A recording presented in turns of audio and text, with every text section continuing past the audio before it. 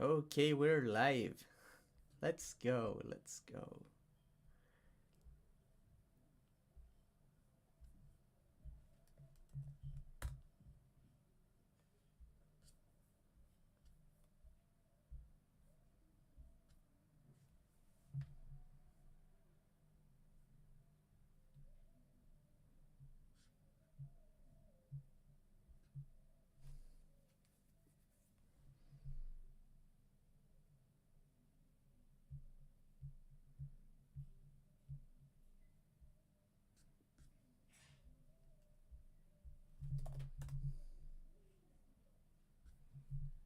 Let's go. Let's go. Let's go.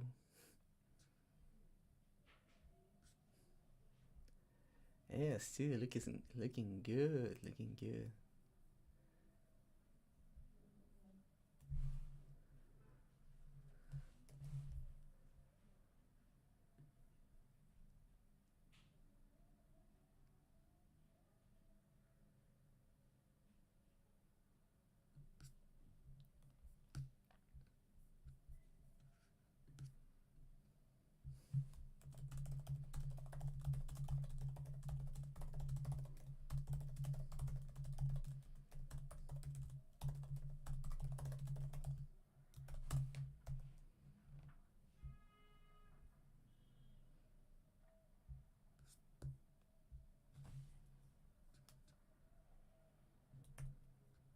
Okay.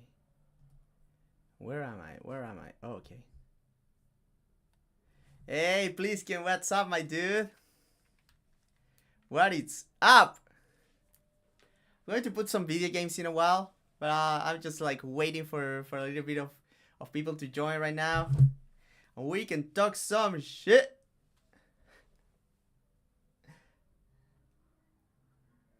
I'll be honest, I'm going to like probably miss the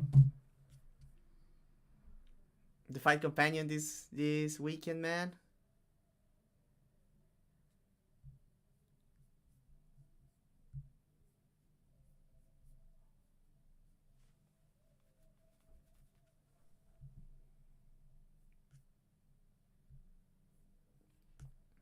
We'll see about that. We'll see about that. Oh, that's a thing, right?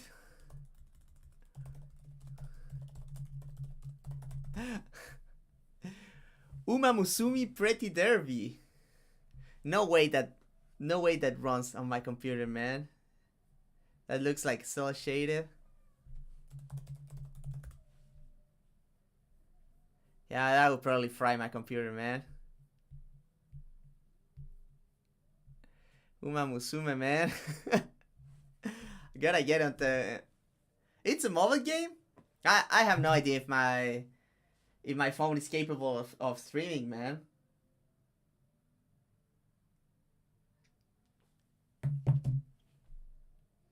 Did you see the sign, dude? Did you see the sign? It looks so good. We have the liver sign.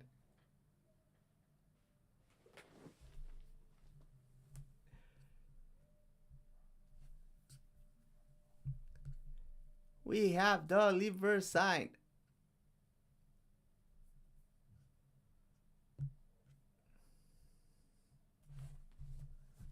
It has a light and everything, man. It looks so dope.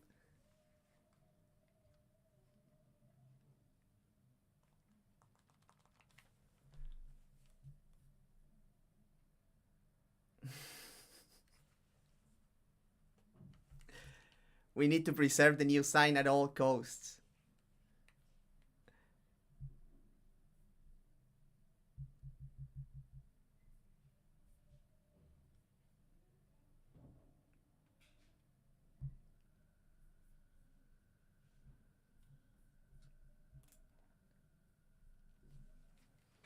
Hey, Arman, what's up, man?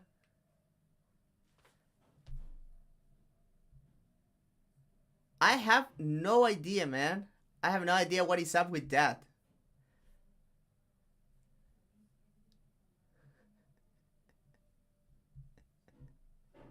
Yo, what's up? Freedom, what's up, man? That hashtag is rough, man. I don't know how that made it past the auto censor. They have auto censor, man. What is the top fans about, man?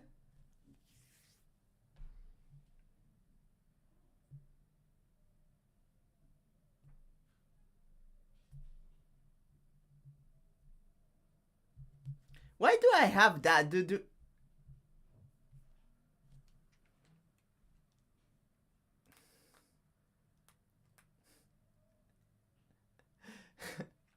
McGregor is going to co-main event the White House stream, man. This is how washy he is. Bro can't even be like the main event of the White House stupid ass event anymore. He's washed. He's washed. Okay, what if I like I'll take screenshots of the hot takes on Twitter and we can talk about those. I don't know why I have the top fans thing, man. Uh, does that mean that I'm ready to be like monetized? I don't know, man. Why do I have top fans on YouTube Live?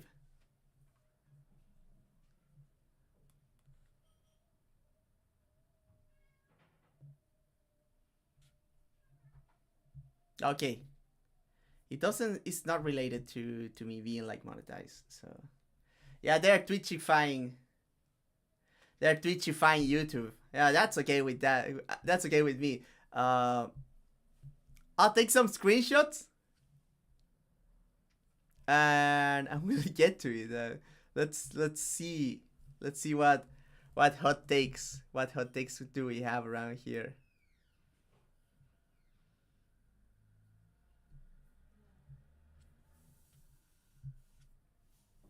Okay. I'll take a few screenshots and I'll be like right back.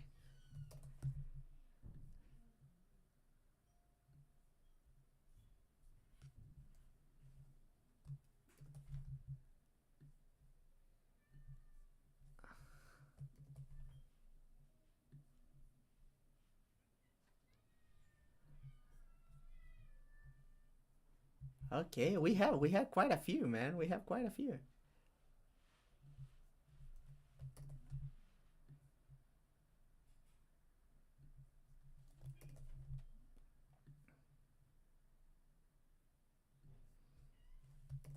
Okay, I have quite a few, so I'll add them to the to the stream, man. Okay, slideshow. Let's add some pictures. Add files.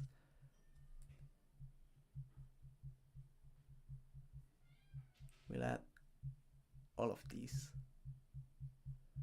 And you guys, if you have hot takes, I can screenshot them and we can put a spotlight on them during the stream. So let's go.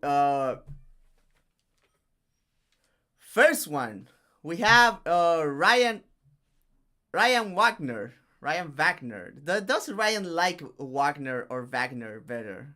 That's a Nazi ass last name, man. Disgusting stuff.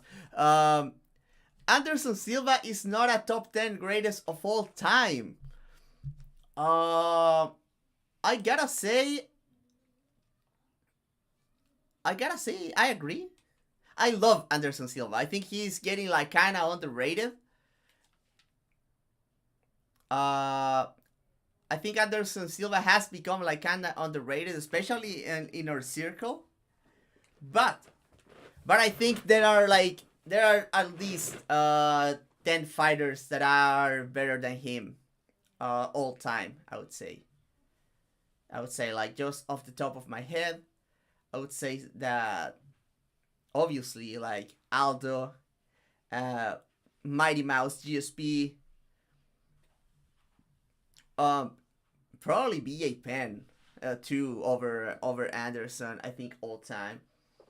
I mean, I give Anderson for I think having a very dominant run, even if it is against subpar opposition, that's still like very impressive, and I rate that highly. Maybe I rate that higher than some other people, but yeah, you have like TJ Dillashaw, Dominic Cruz. There is a lot of competition. Like not being top 10 of all time doesn't mean that you're bad. I think that prime Anderson Silva was very good. Yeah, John Jones probably up there too. Fyodor maybe. But yeah, I think he kind of misses the cut when it comes to the top 10. But I do think that he's very good though. I will always love me some Anderson Silva here. So why don't we get to the next one? But I think this one is like, this one is kind of hot for mainstream MMA, and not anymore, I guess. I feel like there's a lot of Anderson Silva disrespect, I guess. I do think that Anderson would beat Ricos Duplessis, though. You cannot convince me otherwise, but I think he misses the cut. He's right up there. Like, he might be top 15, but probably not top 10, I would say. If you're making like the coolest fighters of all time, like, Anderson Silva is one of the coolest for sure. For sure. Hey, I'm gonna take a screenshot of that.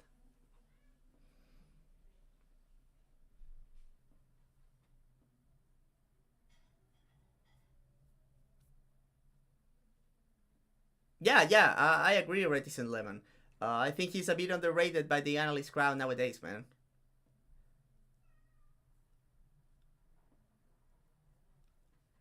I mean, DDP can wrestle. That's like, can he really?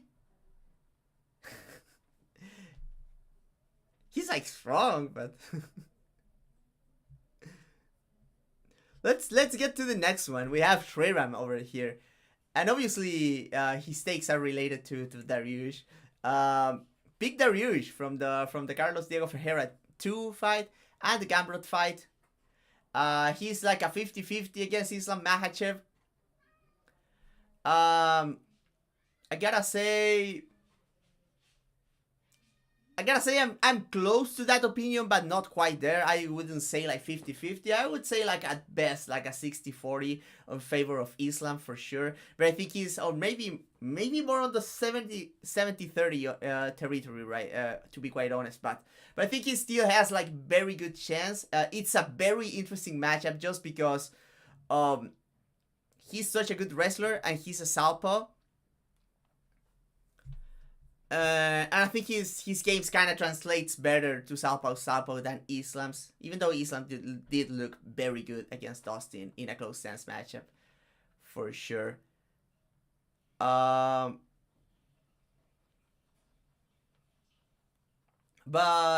yeah, I mean, that one, I mean, I'm not quite there, but I kind of see it, especially if you're like a, I gotta say, I'm not quite there. I can see where you're coming from, but 50-50, I think it's a bit of a stretch. Second one that we have is that Asun Sao was a top 3 bantamweight ever. Top 3, I guess, he's up there, man. He's up there. He's very underrated. I would say Asun Sao probably the most underrated bantamweight of all time. Best ever, after, I'm guessing you were saying after TJ and Cruz. That would be my guess. When it comes to skills, it is close between Asun Sao and someone like Barao and Cody Garbrandt. I mean, if you make like, if you put on a balance between the skills and the athleticism and all. But now we have like Merab. Is Merab a better like a fight winner than Dariush? Probably against a better variety of matchups. Maybe. I would say that Dariush for sure better than someone like Sean O'Malley. And I would say I would rank higher than someone like Aljamain Sterling. So he's better than some of the champions. I think it is close between someone like between Asun Sao and someone like Barao or Cody Garbrandt. I think it's very close. Merab too. I think that Merab with that Umar win, that's a big win. But that's kind of a close fight, so I don't give him like that much credit for that one because it was so close.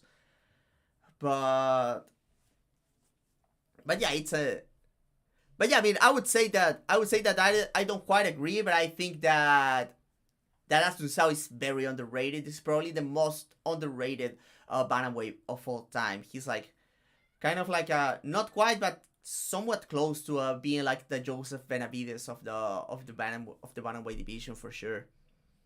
And the third one is that Erceg beat both Pantoja and Moreno, and he's a top three flyweight. He did get killed by. I don't agree with. He might be top three. I don't know.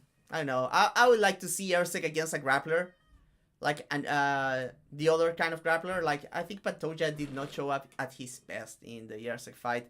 Erceg showed up to be like a good grappler in that one, but I would like to see Erceg against I don't know, like someone like Tyra. Like can he beat that kind of wrestler like with the top position grappling? Even like someone like Rey Suruya, and I think Joshua Ban eats him alive. I feel like Joshua Ban takes the lunch money of Steve Erceg, and he like spends it on very not healthy food. I'm pretty sure that Joshua Ban like does not eats clean year round. I'm pretty sure. Hey, Dan Albert here. We have my dear friend Dan, and we agree that Sterling is kind of overrated. Let's get into the next take, okay? Mark Berry TMA. He says, Silva, that's Jan Silva, is the toughest fight for for Volkanovski at 145. And for this one, I would have to say that I agree. I agree with this one. Jan Silva is a monster. He's a beast. He's very scary. I need to see more of Silva in close stance matchups though. But man, yeah. He's very scary for Volkanovski, and I'm picking him already against Diego Lopez. Even though that's kind of a complicated matchup for the game that Jan Silva has been playing already, but yeah, I mean, I think Jan Silva is that good. He's that fucking good.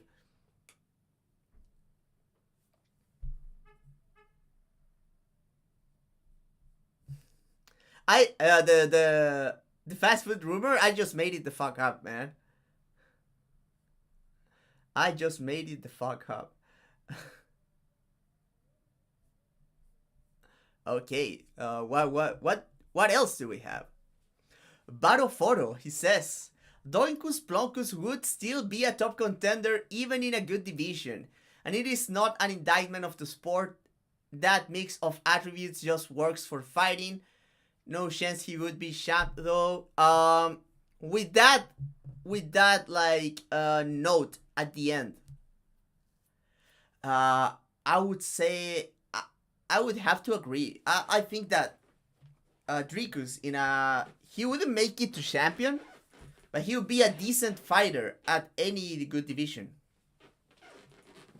Like he just has a very good feeling. He has a very good feel for fighting. He's kind of smart inside the cage, and he's very athletic, insanely durable, good cardio. The attributes and the way that he uses those attributes. Hey Andrew, I'm going to get at yours, man. So I'll check the thread when I'm done with this. But yeah, I think that I gotta agree with this one, man. I'm not a fan of Dricus du Plessis. I really hope he would lose soon.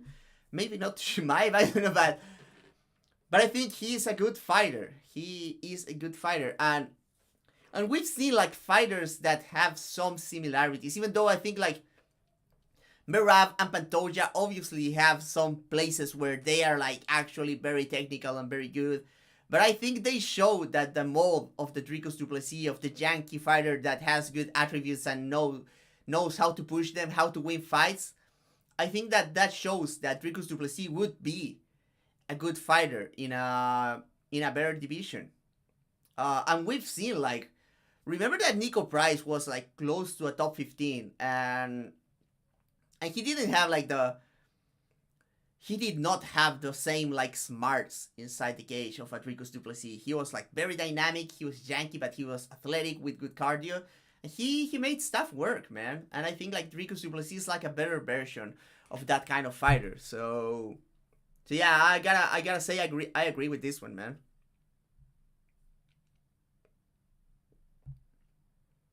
We have Bretty Sink here.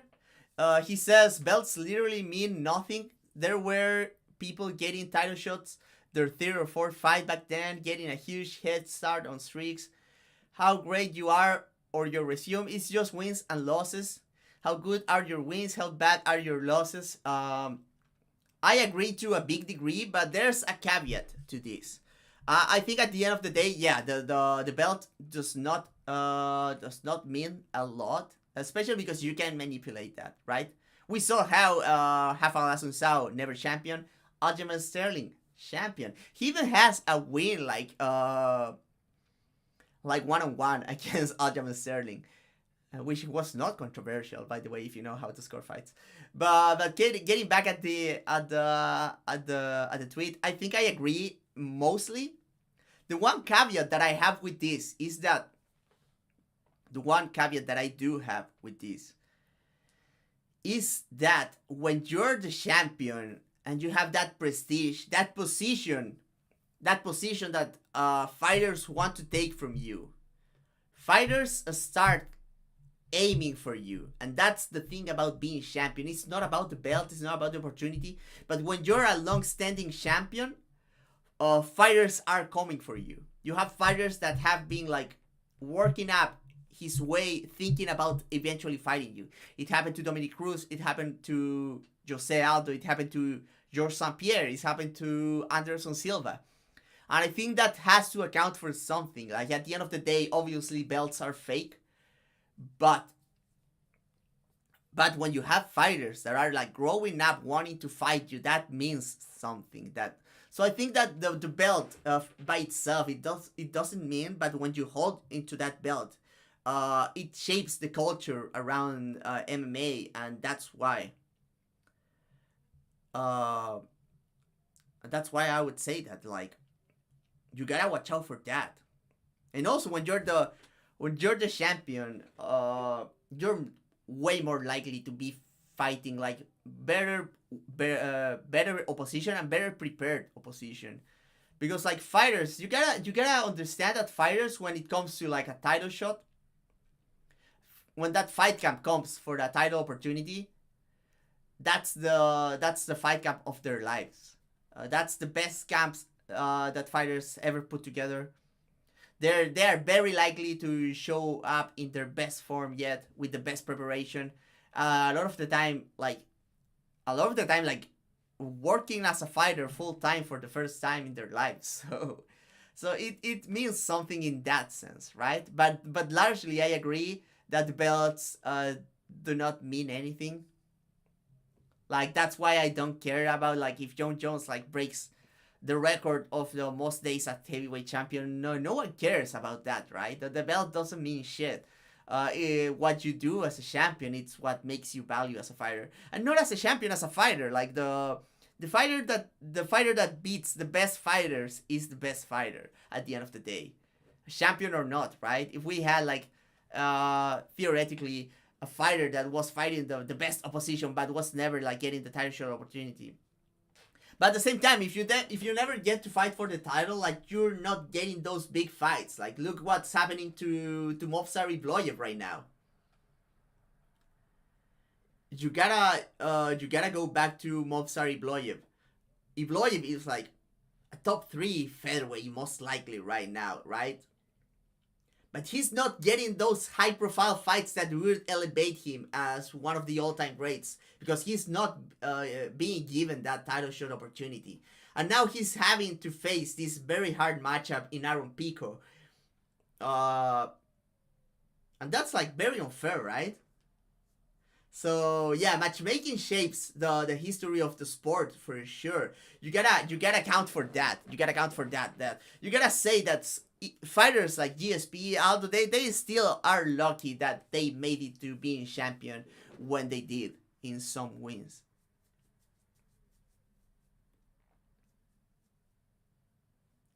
I'm not very sure, Arman. I think to give you an honest answer, I would have to watch tape carefully, especially when it comes to the wrestling. When it comes to wrestling and how Aaron Pico deals with a jab, I would say that are the things that will decide how that fight goes. Yeah, yeah, Arman not getting the title shot. It's another great example for sure, for sure. Hey Celeb, what's up, man? Okay, let's get into the next take. This one was a good one. Okay, we have M16 Gladiator, and he says Tom Aspinall shouldn't even be in the top 10 pound for pound. And I gotta say, I agree big time with this one. And I'm not even hating for on Aspinall, but just like we were talking about the belt not mean anything, the belt doesn't put you automatically in the pound for pound rankings. Yeah, Aspinall is very good. Aspinall's very good, but to be on the rankings, I mean to some like well done rankings, you gotta have the wins. And like, what does Tom Aspinall have to show? Yes, and boys, I have a sign. My beautiful girlfriend made me this beautiful sign for the body punching crew. So yeah, we have that. No, it's not that I want more for Aspinall. It's just that heavyweight is like that.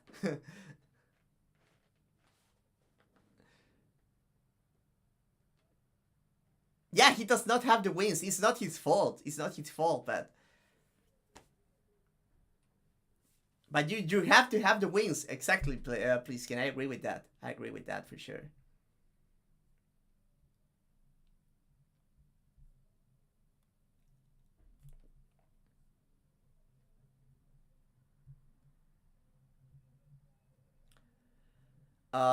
So you're tall as shit and you're fighting at welterweight. Yeah. I mean, there's a lot of like very tall fighters that you could watch. It depends if you are more of a kicker, of a puncher, or a grappler. I would say, but there's a lot that you can watch for sure. They don't want. They just don't want the entire top 15 to be bantamweight to lightweight. Pretty much, man. Yeah, there's a chance that Aspinall is like the real deal, but we don't know, man. We don't know. Tall grappler. That's very interesting. I think if when it comes to the wrestling, there's a lot that you can learn from John Jones. I hate John Jones, but there's a lot that you can learn from that. When it comes to like a tall guy that is very good at grappling, I think John Jones, like you should watch the takedowns from John Jones. Like, yeah, I'll be back into the chat, but let's get into a few of the takes that we have. Johnston for 6 says Ilya Topuria is already top 3 all time. I can see where you're coming from, but I can't agree right now. I think that Topuria might be in like the best 3 fight streak of all time, but there's still like asterisks next to all of those, right? Um, like it's like that's not prime Volkanovski. Volkanovski, you could argue maybe that he was on his prime, but he looked like he was coming off that bad knockout in the hands of Islam. Then Max kind of passed it. Obviously, the knockout very impressive. I would rank that win as the best of the 3. And then Charlie is also like past his prime. I don't think Charlie looked very good against Chandler, to be honest. So, and I say this as a huge Topuria fan. I love Topuria, and I rate him so very highly. But yeah, he doesn't have like he doesn't have the resume yet to be like a top 3 all time. In my opinion, if he retired tomorrow, he would be more of a what if story than like a all time great. In my opinion, at least. And the last one of this first bash, Here says Arman beats Ilya. And I gotta say, I don't see it. Obviously, there's still some questions about the wrestling of Ilya, about a big strong guy. But I think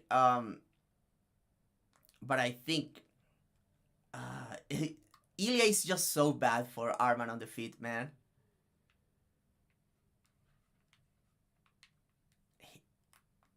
It's so bad for him on the feet. Like Arman with the crazy kicking, he doesn't have a lot of process, and he exposes himself to being counterpunched. If Arman takes him down, like for sure, it gets very interesting. And Arman has crazy cardio, very good chin. I don't know, man. Especially with Arman like being like, Arman is obviously bigger than Ilya, but he's like the same dimensions, right? And when it comes to like height and reach, they are very close there. And I think that's kind of a bad fight for Arman on the feet. There's not a lot of tape when it comes to Ilya defending takedowns, so that's interesting. He looks very strong, but you don't know, right? And Arman is like a legit wrestler, so maybe you're right. Maybe you're right, but if I had to guess, my guess would be that Ilya is bad for him.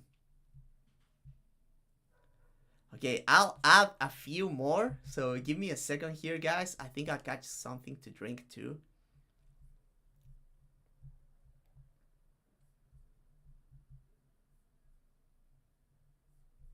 I'll go to the Twitter thread, and I'll try to catch some more hot takes here.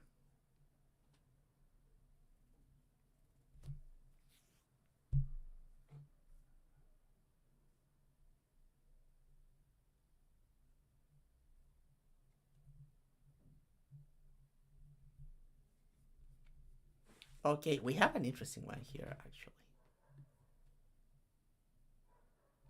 Okay, we have one there. We have another one here.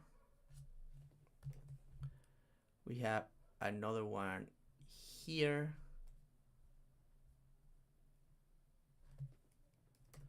We have another one here.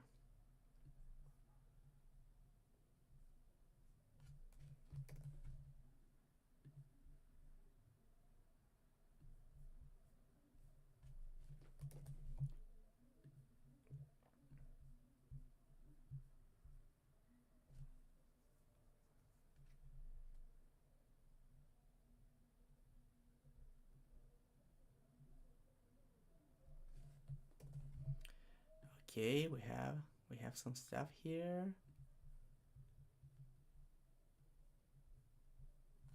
Okay, we have a lot of good ones here. So give me a little bit of time.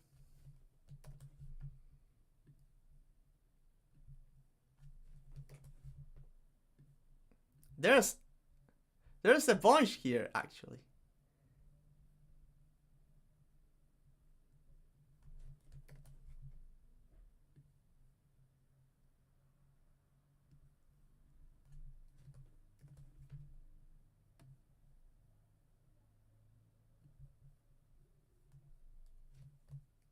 Okay, we have the good shit here. We have a lot to talk about now.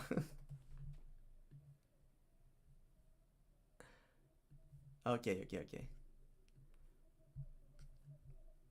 Let me add all of these, and we can talk about it.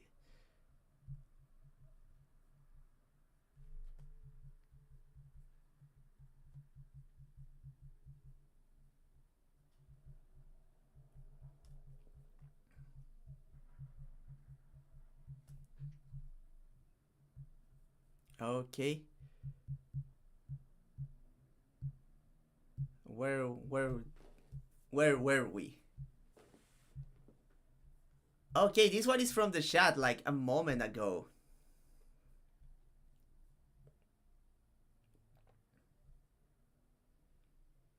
Okay, this one is from the chat a moment ago. Back Badger says The UFC needs to take a break from putting the younger lightweight talent against each other and start pushing them into the rankings. I agree 100% with this one, man. He also said like Moicano and Dario should have been fighting down the rankings instead of each other, and I agree with that like big time, man. Just push the guys, man. I guess they tried to push a few guys, especially they tried to push Bahamondes and they tried to push Ludovic Klein. Ludovic Klein with an awful style matchup against Gambro though. Bahamondes, I think the UFC thought they were cooking, but then Fisia beat his ass. But yeah, there should be like pushing some guys, man. There's a lot of like infighting inside the top 15. I think it was great when Dustin Poirier showed up to fight Benoit Saint Denis. That was very needed for the division. Jalen Turner was fighting outside the ranking before retiring, so that was good too. But yeah, we need more of that. But overall, I agree big time with that, man. What else? Alexander Volkara frowns. John McCain was right about 1990s MMA, and his lobbying to ban it was a catalyst to transforming human cockfighting into a more legitimate sport with adequate regulations. His role in MMA is unintentionally positive one. I probably agree with the last sentence here. That lobbying made it changed the sport kind of for the better at the end, unintentionally. But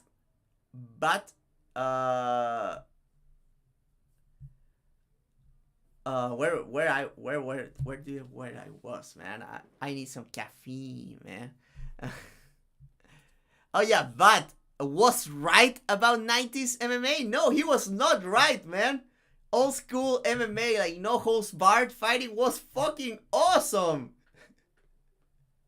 Human cockfighting was the shit, man. I mean, I'm not saying bring it back, but that shit was lit, man. So yeah, no, I cannot agree with he was right, man. John McCain was not right about anything ever. Maybe he hated what Donald Trump was, but yeah, I'm not going to give him credit for that shit, man.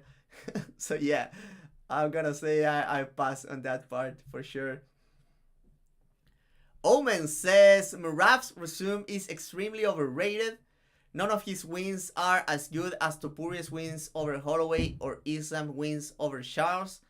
I think the Murav win over Piotr Yan is very, very good. That's his best win probably, especially because it was so dominant. Like the Umar win is like very, very comparable when it comes to quality of opposition. I think I would rate like Yan slightly higher than Umar, but the Umar fight was super close, so it doesn't mean as much. Like the Murad win over Piotr Yan is one of like the best performances of all time in MMA. And I hated the shit, but I gotta admit that, man. I gotta admit that. It was a great performance, man. He was so dominant against such a good fighter, so well-rounded, athletic guy in Piotr Yan, and he walked over him. So yeah, that's crazy. I gotta give credit to Murav on that one. I think that one is like very comparable. In fact, I would say that Murav's win over Piotr Yan probably better than Islam versus Charlie Oliveira because Du Bronx looked like crap against Islam Makhachev, man. He looks so bad that it kind of takes away from it. I feel that should be like that should be Islam's best win. And it's tainted by Du Bronx looking terrible in that fight, man. It's like Dustin Poirier against Khabib. Like Dustin Poirier at that point is such a good win to have. It's a fantastic win. But Dustin didn't show up, man. And that happens so much. Man. Like I would say, like Cyril Gane should have been like a legit win for John Jones, but then it turned out that he can't grapple at all, so that took away a lot from that win.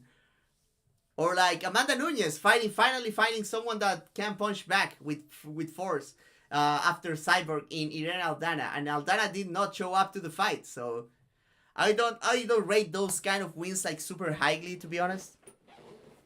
Obviously, this is very subjective. You could say that I'm like deciding like out of thin air who is showing up to a fight and not. But yeah, it comes to your appreciation at the end of the day.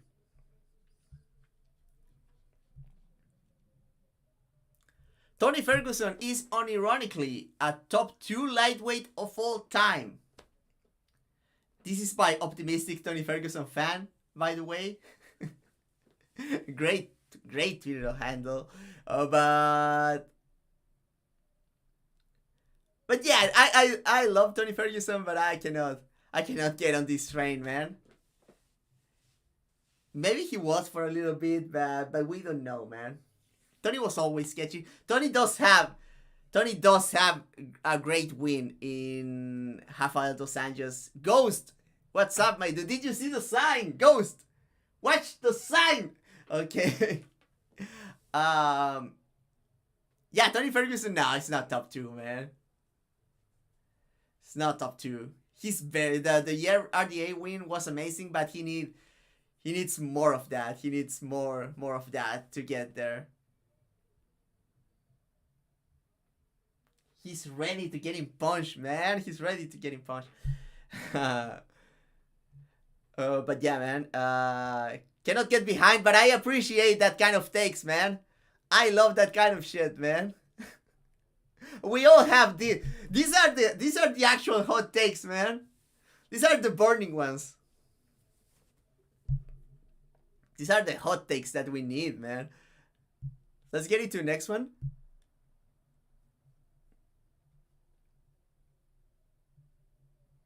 Franco here. Prime for prime, Volk beats Habib, Merab, Arman, Poirier, Charles, and Gaethje. This one is crazy. This one is crazy, but it's like not that crazy. Like I don't think I agree, but I respect it. I wouldn't call you like if you believe this, I would not think that you're stupid, to be honest. I don't think I agree, but I respect the shit out of this take because this one is very hot, but I kind of like it. I like it, and I can see where this is coming from. So this one is one of those that you kind of see and you are like, what the fuck is this dude about? And then you think about it for a few seconds. And you go like, maybe bro is cooking. Maybe bro is cooking here. Maybe. Yeah, Volk might be hard for Habib. I kind of agree, Arman. I think that Dustin's probably bad for Volk. Dustin very bad for Volk if you go by the.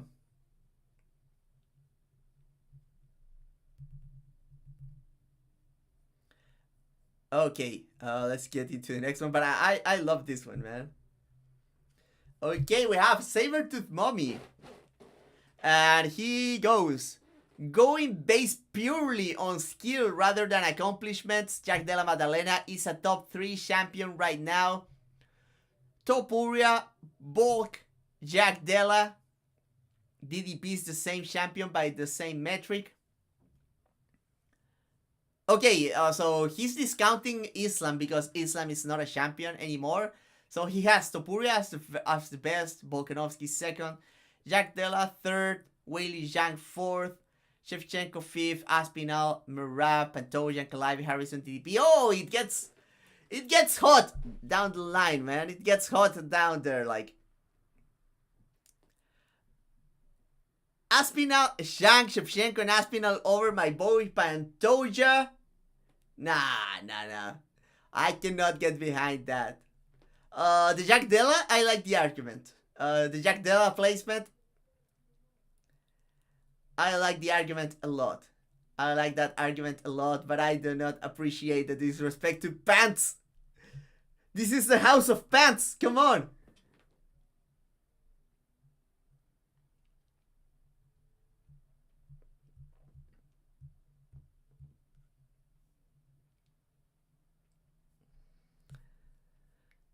To be quite honest, like, and this is not me hating, by the way, but I think that Zhang Wei Li is very, very smart. She's very disciplined. She comes very well prepared, and she has insane attributes.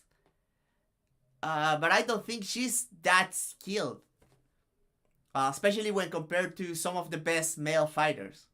I think she lacks depth in a lot of areas of MMA. I think she's fantastic. Don't get me wrong. I love Zhang Wei Li, one of my favorites right now.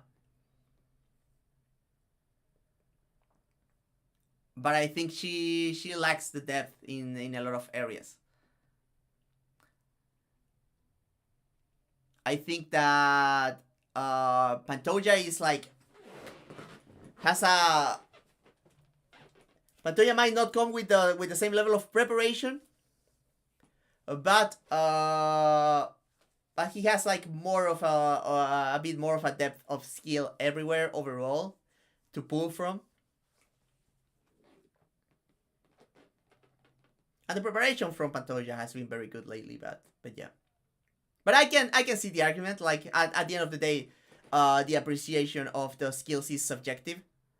So that's why I was asking for hot takes, right? So we can discuss about it. But I can see the argument. I think that skill by skill, I would have to say that Valentina over Wei Li.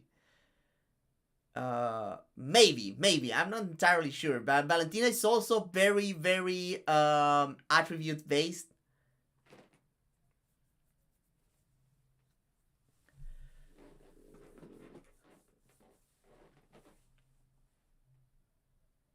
You said untechnical, and at first I read that as unethical. I was like, damn. the unethical takedown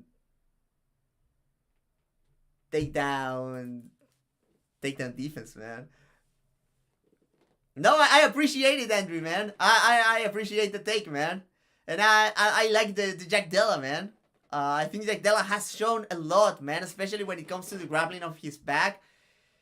He has shown, like, he's very, very skilled, man. So yeah, I mean, I like it. I like a lot of these, even the ones that I don't agree with. I think are very good, man. This one is hot, and I like it. I love this one, man. Jalen Turner would have starched Ilia Topuria. And to be quite honest, like I don't think I would pick like Jalen Turner in his prime against Ilia. But you cannot tell me that you don't see this happening, man. You cannot tell me you don't see it, man. Like Jalen Turner, like Ilia Topuria has a left hook, right? Jalen Turner also does have a fucking left hook, man.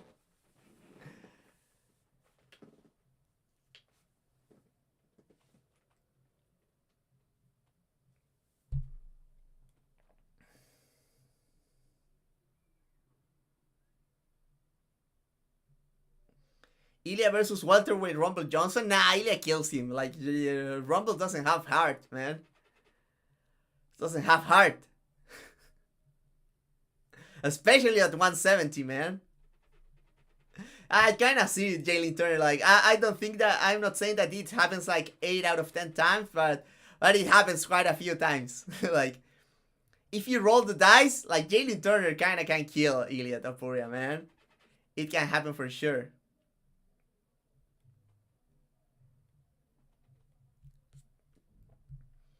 Okay, next one. We have Arman. He says, Jon Jones is at the bottom of top 10 all-time great. Maybe just outside of it. The thing with Jon Jones is that for as skilled as he looked, he has very few good wins. He has a few ones that are very very good though. Uh, you have the two wins over DC. I think it's subjective if you rate the first the if you consider the second one. The thing about the second DC win, like I think that like the consensus is that people don't care about roiding. But if you're failing on the if you're failing the test and your opponent is not failing the test, like there's a very good chance that you're roiding like way harder than your opponent, right? So there's that. So I take a few points of the second DC win because of that. The first one, the first DC fight, that's such a good fucking win, man. That's a great, fantastic win. That's unethical roiding, yeah, for sure. The other good wins from John Jones, I would say that the Glover Teixeira. Glover Teixeira was like on his prime, a well-sized light heavyweight, very skilled everywhere, dangerous. So yeah, Glover a good win for sure. And the first Gustafsson fight, that one doesn't count as high because it was such it was such a close fight that obviously it's not like a super like, but I consider that a great win. I also count that fight like in favor of Gustafsson, right? Like a fight that close, like that one, like that counts for that's like points in favor of both guys, right? I don't know if anyone agrees with me, but I feel like a fight like that, it's like it elevates both fighters, to be honest.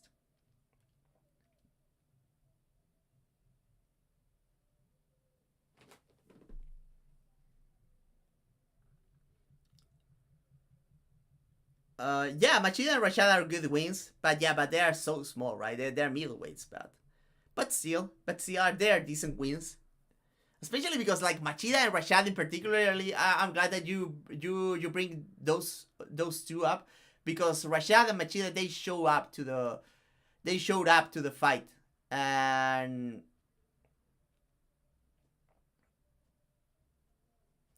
John Jones would just like walk over them. Like he had a few moments, sketchy moments against both. Like Rashad landed that crazy head kick, right?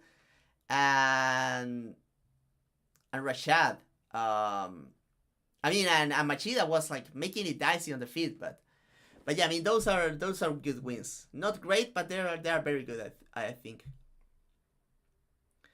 Ghost says, "Goat conversation is useless." I think it's not super productive, but I think it's obviously like people will will want to talk about it, right? So as useless, I would say like I'm not quite. It's like, yeah, I mean, it might be unproductive. It like doesn't help anyone, right? It doesn't help anyone, but it's like fun to talk about. I think that like taking it like insanely seriously is like, yeah, I can see where it can become like a negative thing, especially because the goats conversations are so shaped by the propaganda of the UFC, who control the narrative of the whole sport, right? That's why like us who think that Aldo is the best of all time, like we seem like crazy people to those that are not part of like the circle, right? Like in the analyst spaces, to give it a name, like outside of that, like the UFC never liked Aldo and they don't rate him as highly, right? And if the UFC doesn't rate you super high, like, so yeah, I mean, I think, yeah, the goat conversation is like interesting to have, but I would say I kind of agree that it's not like very productive. It doesn't leave too much. Especially like picking like a consensus number one. It's a fun exercise, but to that point, like it doesn't help anyone. If you say like, oh, GSP and Mighty Mouse and Jose Aldo, they are among the best fighters of all time, I think that actually serves a purpose. I'm like very averse personally. I'm very averse personally to talk about like absolute favorites. Like if you ask me like what is my favorite album of all time, like I would not be able to answer that. Like I have a lot of albums that I love for different reasons. Um, Obviously music is not a sport, but you get what I mean, right? That it is it is kind of hard to get like, oh, this is the best.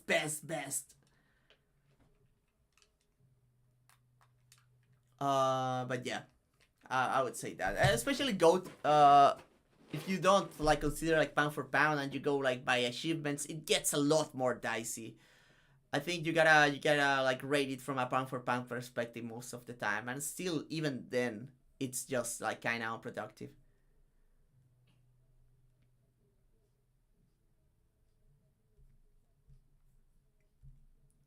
We have Bambi MMA here.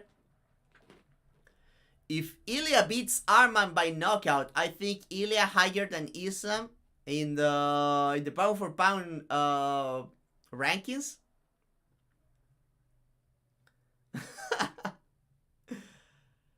I haven't heard like Chocolate Starfish and Significant Other back to back, but I'm pretty sure that Significant Other is better, man. Significant Other is actually very strong. I mean, maybe that the lyrics are super bad. I don't like put attention to lyrics most of the time when it comes to music, but there's a lot of good music in Significant Other, man. Okay, back to the question.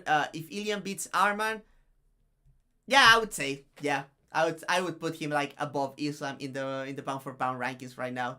To be honest, I don't have any problem with that. I don't think it is that hot of a take. Slightly hot take.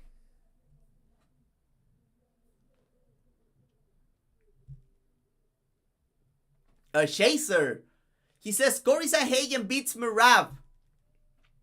Not impossible at all. Not impossible at all. Uh, I would say that the odds between Sanhagen and Marav should not go over the 200s. To be honest, this is a warm take. Maybe for other people this is crazy shit. Like, oh no, Marav is going to walk over Cory Sanhagen. Cory Sanhagen is a damaging. He's a mean dude, and I feel like he's going to have a better approach for the grappling of Marav against than he did against Umar. I feel like Umar matches up a lot better against Cory than Marav does. So yeah, I think this is not crazy. That would be a real rock paper and scissors moment in MMA. It would be like a four-way if you have like Peter Yan to the table.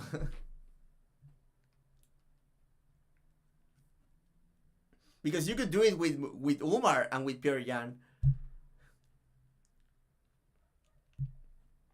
What else do we have? We have Kate. I don't know if the name is read like that, but to me, like the double T, it's like Kate, right? If this is Kate, I'm sorry. I always read your name as Kate. I also don't know how to speak English, so I can actually say like however the fuck I want. Kate says the sport is not evolving. We just have select fighters who represent the evolution. Ilya. Otherwise, it's kind of regressing, and multiple divisions are shitty right now. I feel like the sport is always evolving. Evolving doesn't mean that it's necessarily getting better, but it's always going in different directions. The meta game is always changing, so I would say that. I would say that in that sense, the sport is always evolving. If with evolving you mean like it's getting better, I would say the elite of the sport has not changed much in a lot of years. Um, like the GSP and Aldo and Mighty Mouse, their games still look fantastic nowadays. They do not look outdated for a second. For a second, maybe a bit lower volume, but you can put them in their primes, and they would be running house. What I would say is that the UFC might have like worse fights here and there because they are like signing so much fighters. But I think that the level, the average level of low level MMA is getting higher for sure. I think that in that sense, the sport is getting a bit better.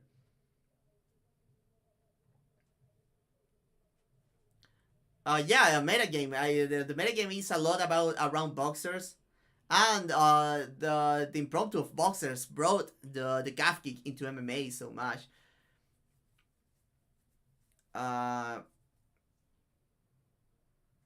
so yeah. Do you think GSP has an outdated top game? I mean, he had a lot more, and he can do that. I think that what GSP was playing, because GSP was very good at killing leg lock entries and butterflies, so I would not be worried about like GSP's top game nowadays. We saw like Nick Diaz try to play leg locks against GSP, and GSP was like 3 steps ahead of him. I think GSP just can't just lay on top of people like right now. Like I think like that the current metagame, the scrambling ability of fighters have gone up, but I think the static positions has deteriorated a little bit.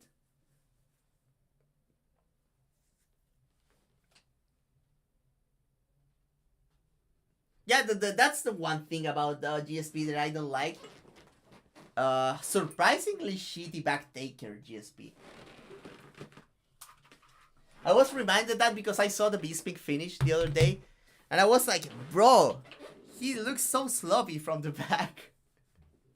And he was kind of fat and middleweight, like he didn't look quite right, but yeah, GSP really needed a good back take to like. He would have been like a lot better if he had like a nasty back take, and he didn't.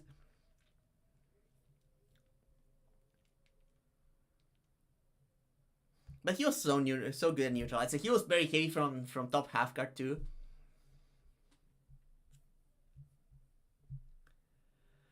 What else we have? We have Sage Hollander. Prime Volkanovski would have lost to Prime Dustin and Justin Gaethje. The weapons that truly helped him beat Aldo and Max wouldn't work as effectively, clinching against the fence, takedowns, leg kicks.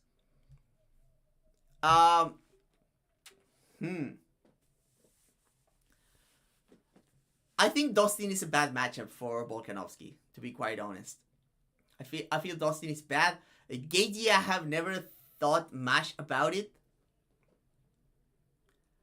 I think like late career Gaethje, like the one that the counter puncher Gaethje. Uh, excuse me. Let me recollect my thoughts. I'm kind of sleepy. I'm sorry, guys.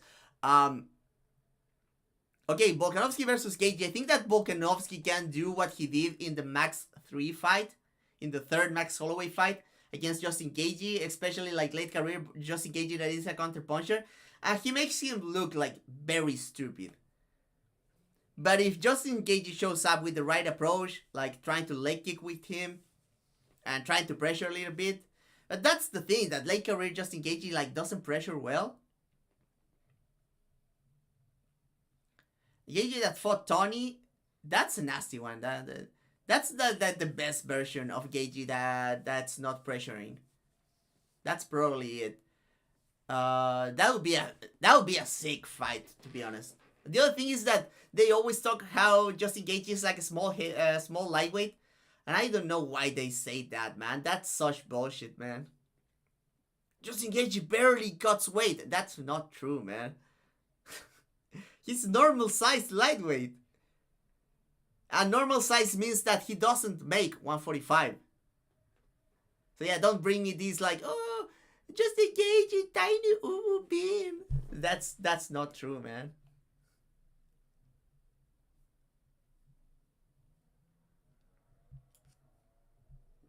Okay, we have the last one here. And my boy Lucas. Uh Pantoja is higher on the pound for pound list than Merab, and Ilya beats Prime Conor. Yeah, Ilya I feel is bad for Conor, man. I feel like Ilya is bad for Conor. I mean, the southpaw is kind of scary for Ilya. But I feel like he heats him up inside the pocket, to be honest, if he gets there. And he has like the way of closing the distance and not give Conor like the huge entry that he likes. So yeah, probably that one. The first one, Pantoja higher than Merab. It's close, man. It's close. I think the Pantoja doesn't have like the Umar win and the Pierre Yan win. He does have like a crazy long streak, especially if you score fights correctly and you score like the Askarov fight for Pantoja. And he does have quality wins before the title reign. He has the Royval and the Alex Perez wins. Those are like big wins. But then you have like the close fights. Like, of course, like Merab has that very close fight against Umar. But then you have like Pantoja having very close fights with Moreno and Erceg, which I think I cannot rate as highly. I love Pantoja. I like him a lot better than Merab.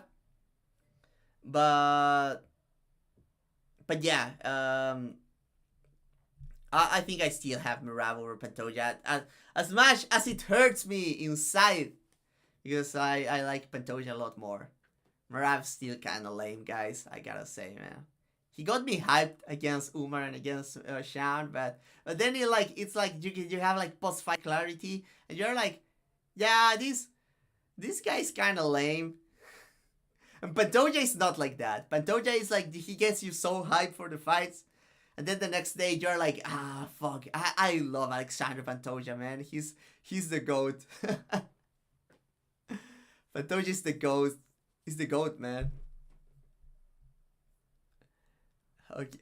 Okay, that was the last one. So I'll check Twitter one more time.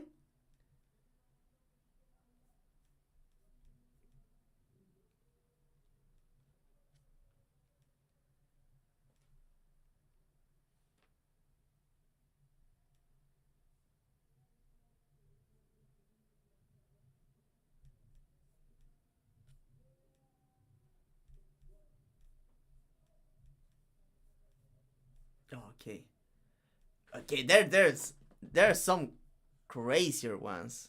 Oh, okay. Let me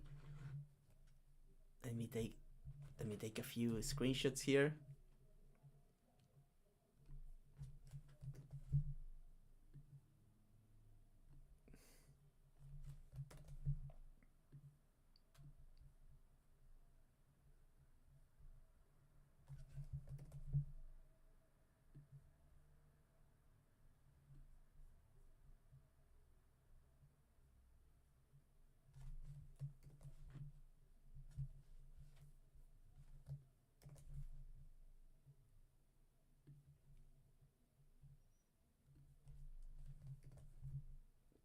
Okay, we have a lot of new ones actually.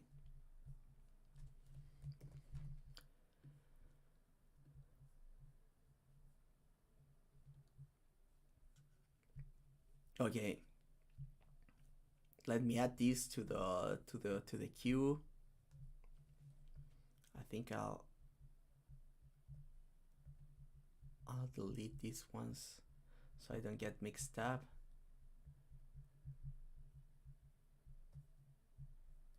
Oh my god, there's so many.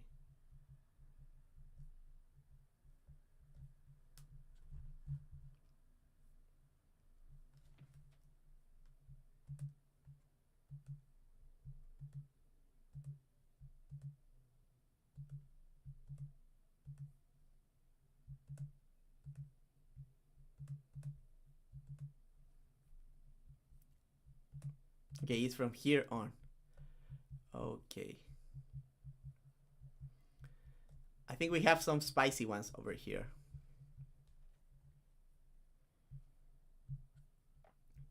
Okay, first one, we have New African Mind. Free Palestine, by the way. I support that. Free Palestine. Prime Conor beats Ilya, and I do not support that. I think Ilya cooks him. Conor is very dangerous, right? Conor is very, very, very dangerous, but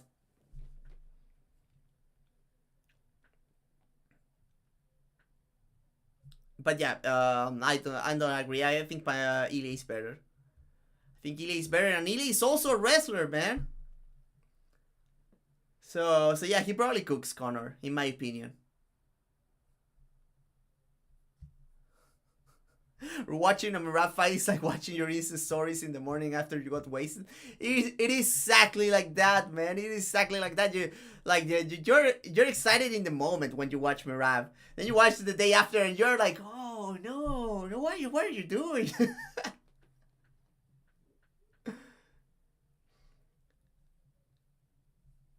Eddie versus Ilya, that would be sick, man. That would be sick.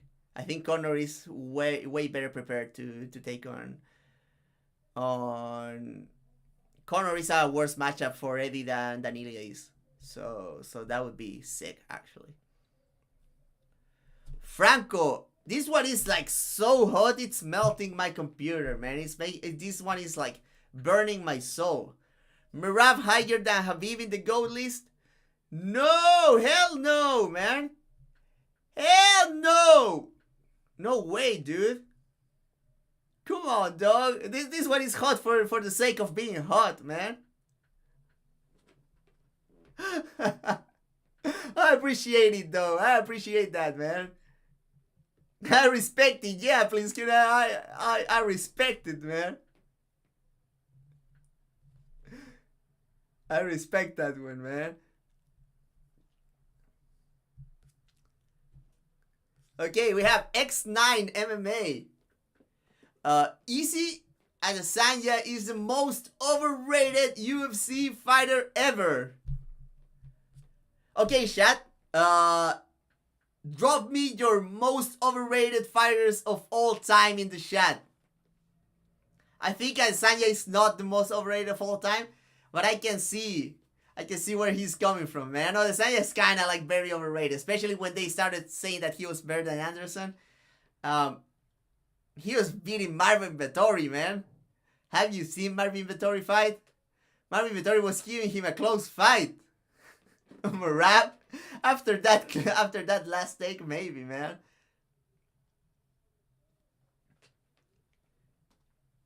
Who is it, guys? Who is it? Who is the most overrated of all time? I think I grabbed something to drink and I'll be back to read your answers. So I'll be back super close. I mean, very soon. Super close. What the fuck am I saying, man?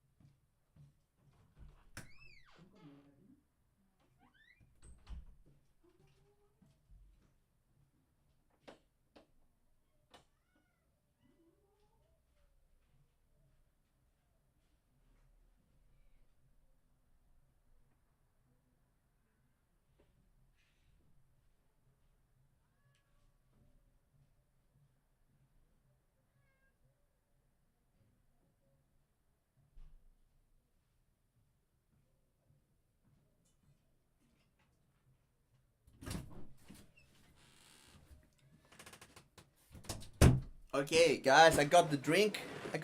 So let's go. Most overrated. Charles Oliveira. That one goes hard. That one goes so hard, man. Kobe Covington probably up there, man. He was never that good. Kobe Covington was at best like top 5, top 6 at welterweight, and people like some guys want to mixing him like, oh, without Usman, Kobe Covington would be the GOAT. Like, Usman is not the GOAT of welterweight. Like, shut up.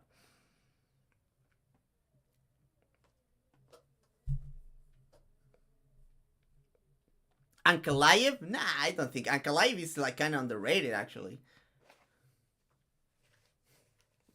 Mario Midori versus the Elite 3 will happen in 2 weeks. Hopefully not, man. I do not have any me to watch that fight against. John Jones gotta be up there for most overrated. Amanda Nunes, that's a good one, man. But at the same time, like she won everything, so.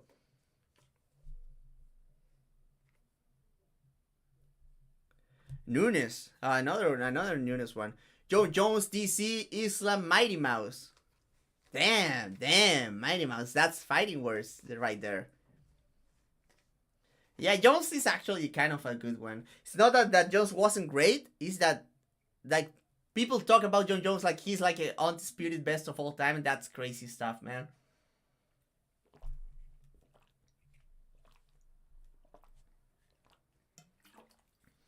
James Kendrick has it. James Kendrick has the one, man. Ronda Rousey, man. Do you remember the shit that people were saying about Ronda Rousey, man? I think Joe Rogan said that she would be like top 5 in men's bantamweight, man. Can you imagine that bullshit, man? That shit went crazy, man.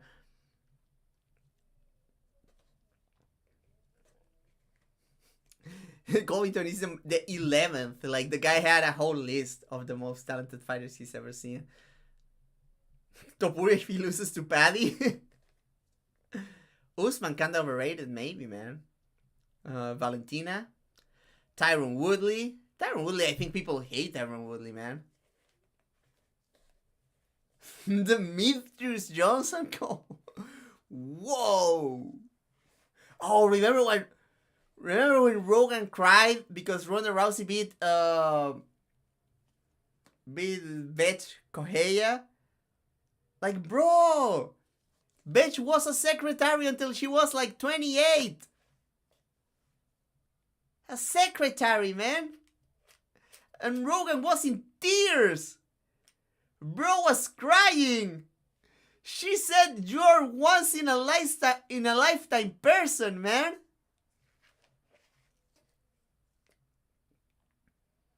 He was like doing the thing that they're taking the tear of his eye, man. You're once in a never, he said.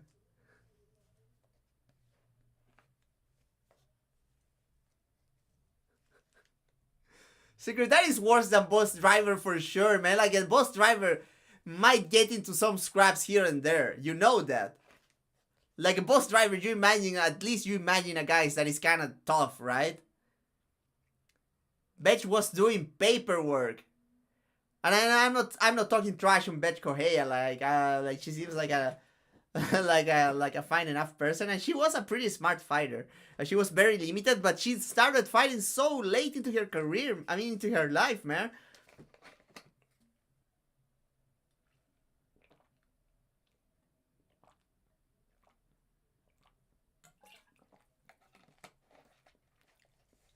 No, Joe Rogan was simping like crazy. Like, imagine you're Joe Rogan's wife, and you gotta see the way that Joe Rogan acts next to Ronda Rousey. Like, that shit should be... That's probably rough as shit, right? Like, dog, what am I doing wrong here? It is like... This is like off-brand Gatorade. Like powder Gatorade. It's called Go. So yeah, it's just like electrolytes and shit. Sodium.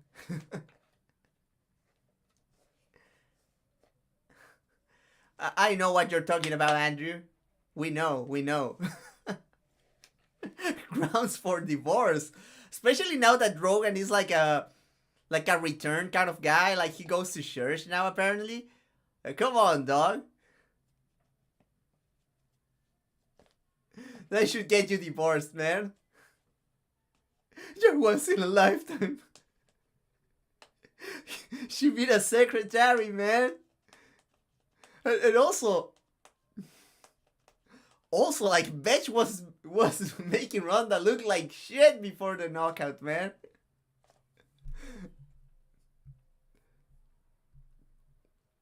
What else? What else? We have a little plant, and is that a, like, what is that? A flower? Lightweight has become a shit fart doo doo dookie division within the past few years. Last great fight in that division was Bulk versus Makhachev 1. I mean, if you're talking just about title fights, because Ribovics versus Alhoover was last year. Yeah, Dustin versus Islam was great, man. Dustin versus Islam was so good. Like, it wasn't that close, but it was good, right? Yeah, Arman, he's going to some kind of Christian church right now.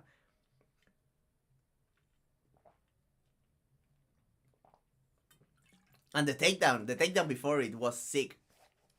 And seeing like Dustin Poirier leap legging like he was Jose Aldo, that was a beautiful fight, man. Dustin Islam was fantastic though.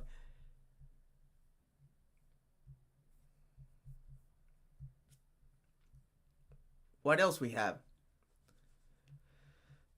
Sika Stick. He asks, boxing is a very important base in MMA. It should be 50% incorporated in your striking style. I think there's space to have different styles, but I think for most people, you want to learn very good boxing for sure.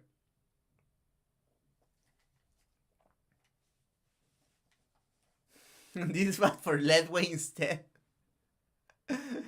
um, yeah, I cannot argue against this. I think some people can make some different styles work, but I think as a general recommendation, I would say yeah, get the boxing on point for sure. I don't think everybody needs to train like boxing in a boxing context though, but you need to like get good boxing fundamentals and apply them to your MMA game for sure.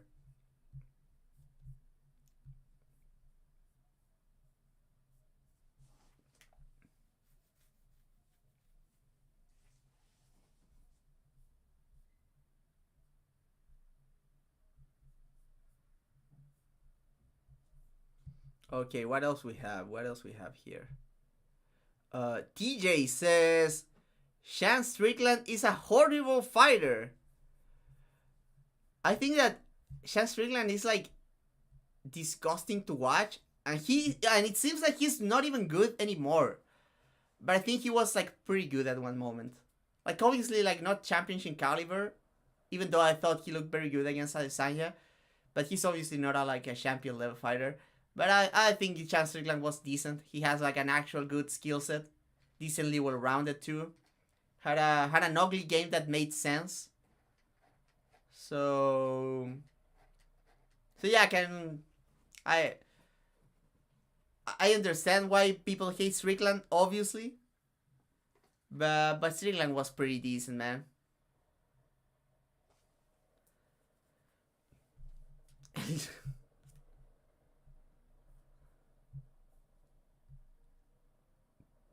Arman says Hendricks is a rough matchup for Usman. Prime versus Prime. I gotta agree with this one, man.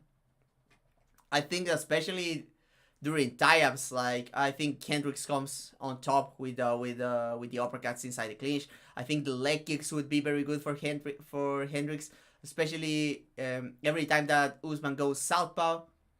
Uh, Hendricks would be kicking the legs. When Usman is orthodox, I think that he would have trouble jabbing Hendricks because he's a very good hand fighter. So yeah, I think that yeah, Hendricks pretty bad for Usman. And I like Usman a lot more, man. I'm not a Johnny Hendricks enjoyer, but Johnny Hendricks was very good at one moment.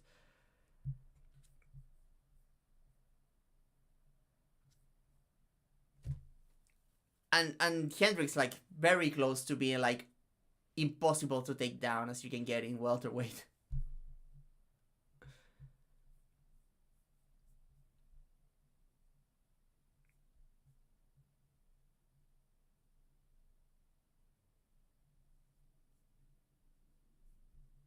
Let me check. Let me check.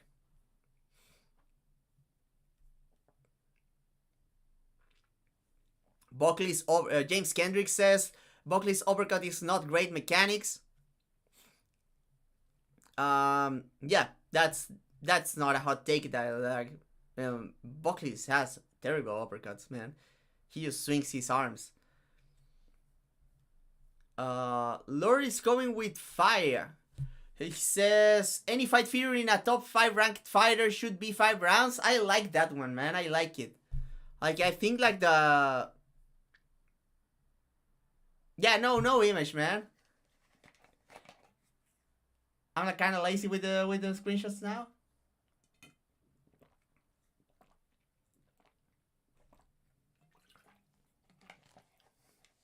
I remember when we were like talking hours about who would Buckley lose to. That was good times, man. That was the good times. Anyway, I'll catch up with the chat a little bit right now.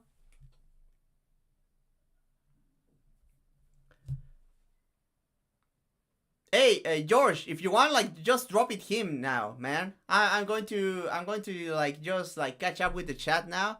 So if anyone has like hot takes that they want to share right now, I'll be putting a spotlight on them like right now. So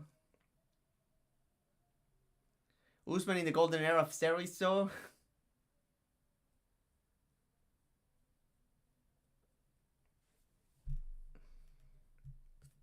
Yeah, because I don't think I have like new tweets right now.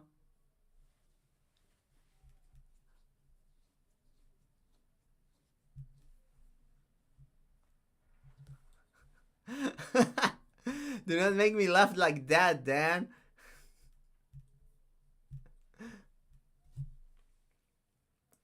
Okay. Nelson is coming with the fire, man. Nelson is coming with the fire. Fiziev gives Ilya a tough fight. I think Ilya kills him on the inside, man. I love Fiziev, man. I really hope you're right.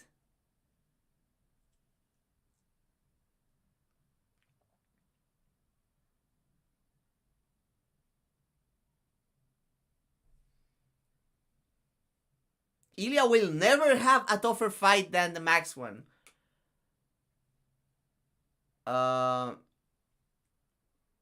Man, I think that Ilya is like too much of a true fighter, so he's going to be there when he meets his match. I think Ilya is going to eventually lose, and it's going to be rough, to be honest.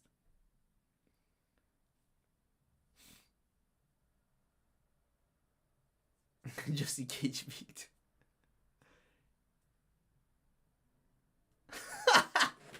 I didn't even realize, James, about the.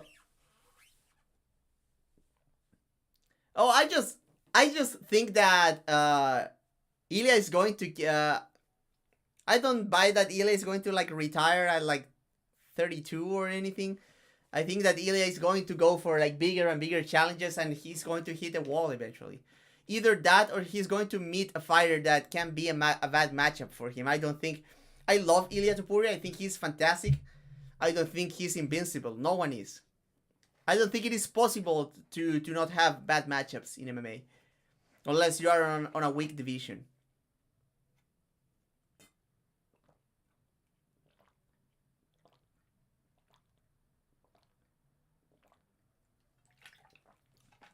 Ilya versus John Silva? That sounds fire, actually. Especially because John Silva likes to play like that long kicking game despite being a stocky guy. And he likes the clinch so much too. I think like down the line that could be like a fantastic fight between John Silva and Ilya Topuria, man.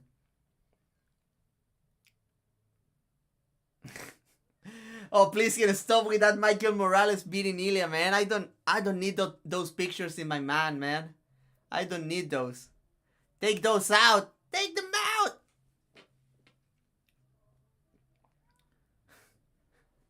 Nelson is just going hard, man. Nelson just says some wild shit. CM Punk last 2 rounds with Ilya. Shut up, please. Can you shut up? Man, if Michael Morales becomes like welterweight champion, dog, I would root for Ian Gary against against Michael Morales, man. He would be the one that makes me root for Ian Gary. Actually, Shavkat kind of made me root for Ian Gary too, for whatever reason. Chase Hooper will break into the top 10 end of 2025. Hope not, man. I hope you're wrong about that one, Arman. John Dodson was past his best in the DJ rematch. There's a chance. Dodson was pretty old, man, but he had like a great post-prime career. I will have to watch both fights again to be quite sure, but you might be into something, man.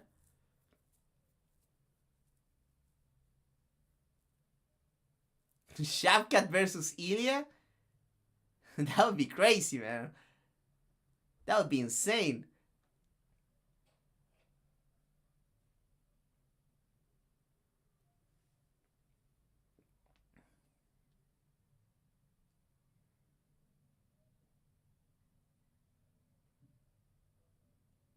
Jan Silva is the next guy to beat Volkanovski and the next 145 champion. There's a pretty good chance of that.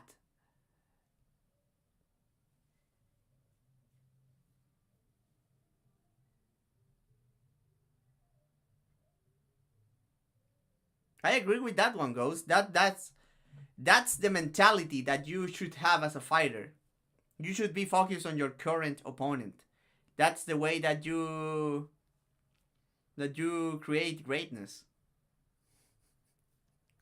VRT Prime Misrat Vectix Slimes Topuria. That was wild. That's you don't believe that. And I think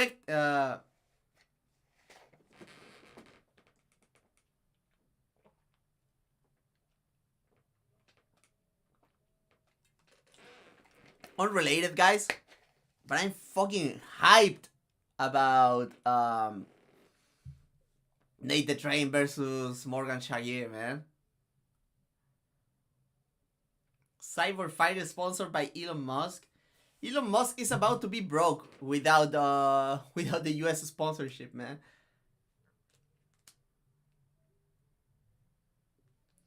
Wouldn't it be funny if gang robbery injury winning his way to a title takes are infuriating?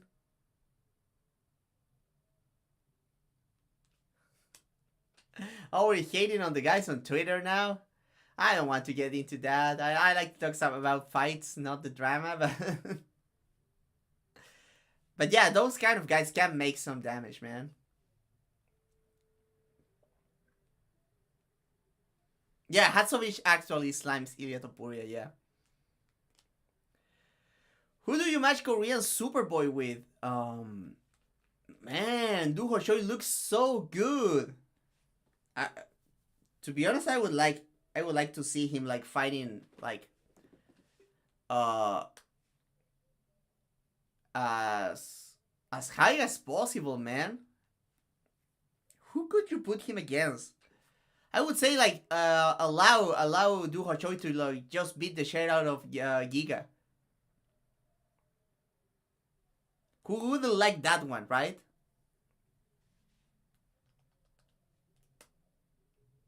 Oh, that one is interesting, Ghost.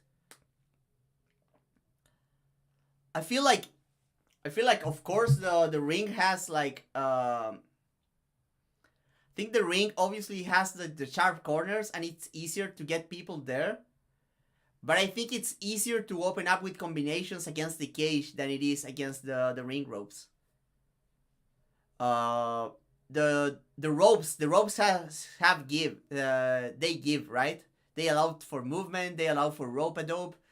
You can time your pivots mid combination if you're leaning against the ropes. The cage is a lot more unforgiving in that sense, and I think that's why it's so infuriating that so few people are good at unloading combinations against the fence, man.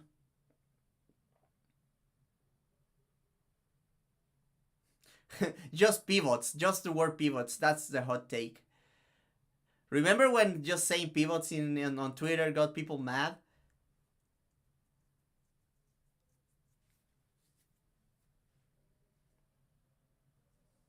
Those Baby Hulk. Who the fuck's that? Who's Baby Hulk?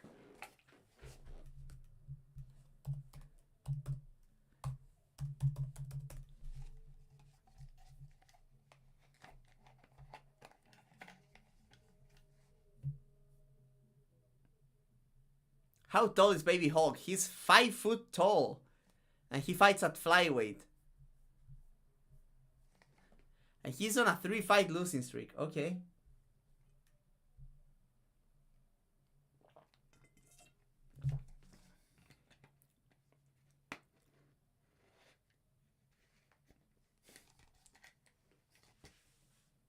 I need to watch the tape, man. Baby Hulk breakdown incoming. Incoming, man.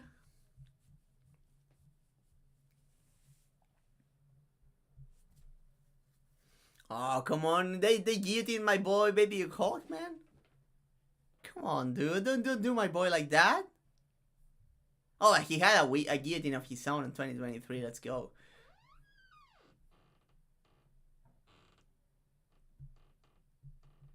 It's like the black line is like arbitrary, but it's such a helpful like visual representation, man.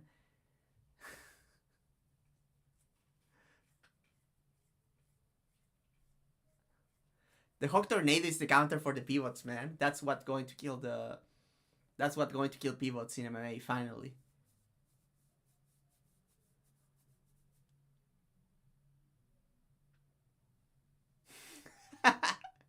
He's one of the boys, man. He's one of the boys. The clotheslines, man. We need to get to bring the lariats, man. Lariato! Lariato! We need a bit of that, man. Wasn't a guy that was like super small on Bellator too? Like a guy that was also like 5 foot tall. Oh yeah, Guram was so skilled and very athletic too. It's crazy that he went to like, he became what he is now, right? No, no. Kyoji's like 5'3", I think. Or is he like 5'2"? I don't know, man. Kyoji's not that small. I think he's 5'4". Bruce Lee 2000 gives Topuria a hard fight. But he doesn't slime him though? He doesn't slime Ilya? Just Brandon Lee during the recordings of the Crow slimes Ilya Topuria.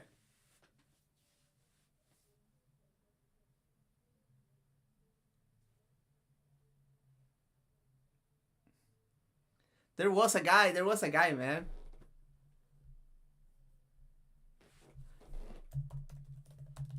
I'm using slurs to look out for this guy, man.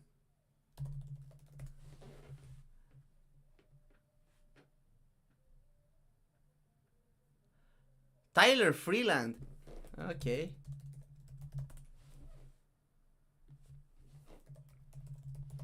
Tyler Freeland topology. This guy is also, his nickname is also Hulk Hands. And he was 4'11". He was shorter. He was shorter than Baby Hulk. Tyler Hulk Hands Freeland. He fought for Bellator once.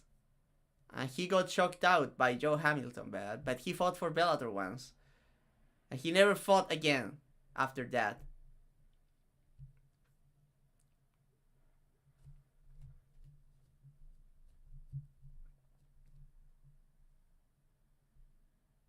The guy from MMA Shredded.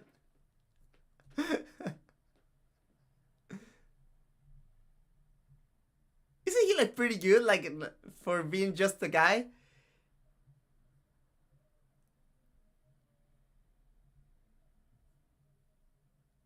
Neto BJJ victim, man.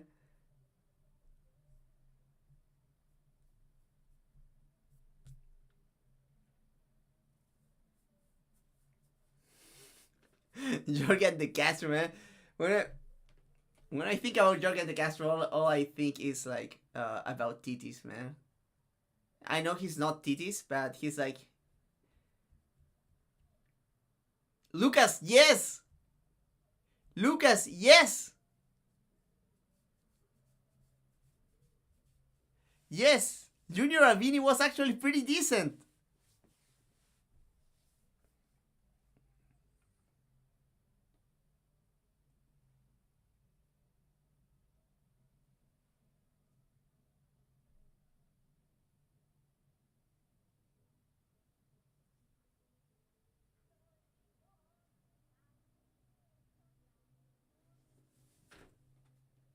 Junior Avini, man, he was nice, man.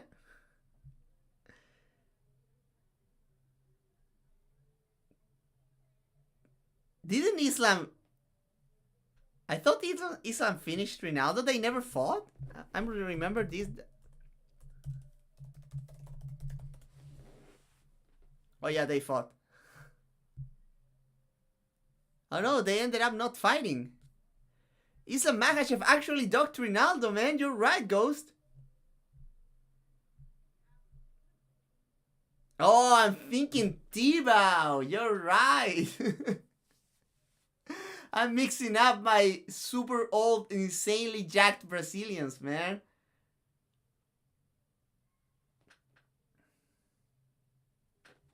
I was thinking Tibau, man.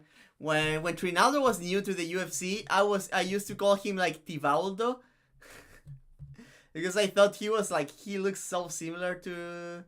And at the beginning also, like, Trinaldo was like more of a grappler when he got to the UFC.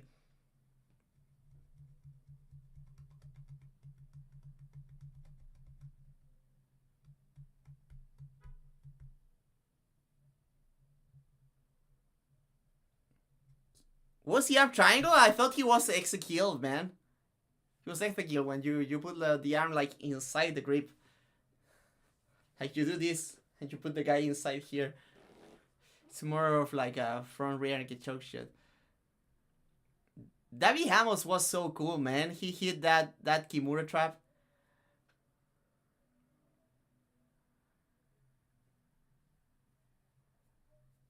Oh, Lorenz Larkin versus MVP would go hard because Larkin would kick the shit out of his legs, man.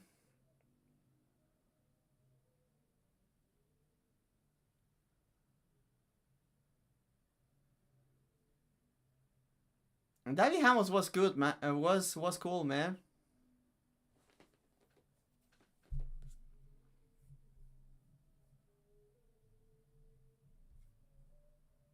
The hot take about Gregor Gillespie is that the highlight of his career was getting kicked in the head by Kevin Lee.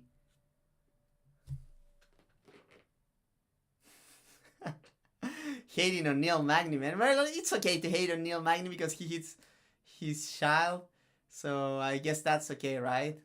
Oh yeah, Neil Magny made me root for Ian Gary. So that's an accomplishment that Ian Gary has.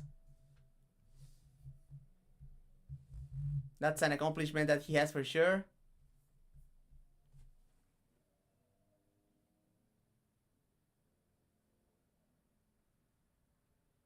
Hey, do not talk shit on my boy Tony Ferguson, man.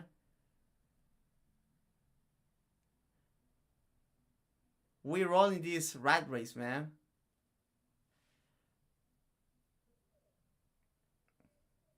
But I'm not a rat. I'm a turtle. I'm a ninja turtle. What's your favorite? Mine's Michelangelo. What happened in 2016, man?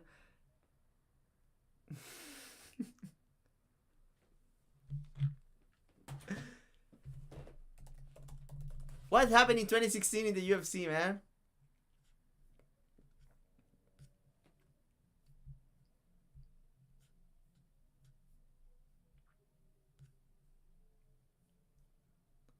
Was Bisping beating? Bisping beating Rockhold, man.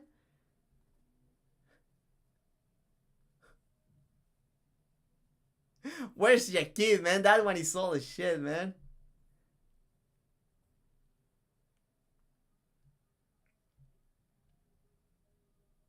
Oh, Dustin Poirier like beating the shit out of Duff inside the clinch was so good, man. Jack Slack is still butthurt about that one.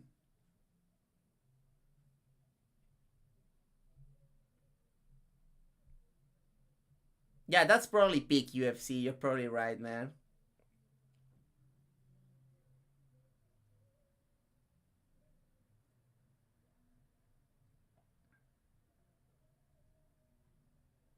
Bisping is actually underrated, man. But my counterpoint, hot take, is that Bisping did not win the Anderson Silva fight. I think Ryan agrees with me on that. And I love Bisping, man.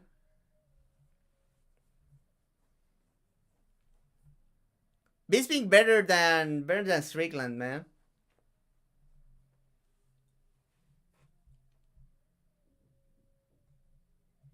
Anyway, guys, I think we're gonna leave it at that. I'll go grab something to eat with my family.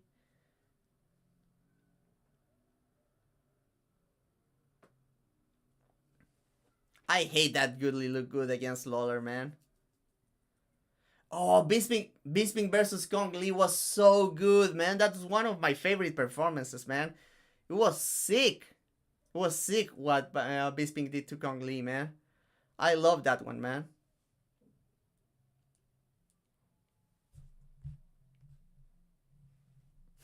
Kong Lee slimes Ilya Topuria, for sure, man. We're gonna leave it at that. Thank you guys for joining. I think we all had a pretty good time here. We gotta do like more thematic. Do you even say thematic in English? I don't know this fucking language, man. But yeah, we'll do like we put a topic and we'll talk about that, and we can do that. So yeah, we're back with fights next week. So fight companion, all that good shit. So wait for that, and I'll hopefully set up the new store so you can get your body punching crew merch very soon at your house. Thank you guys as always. Catch you guys later. Bye.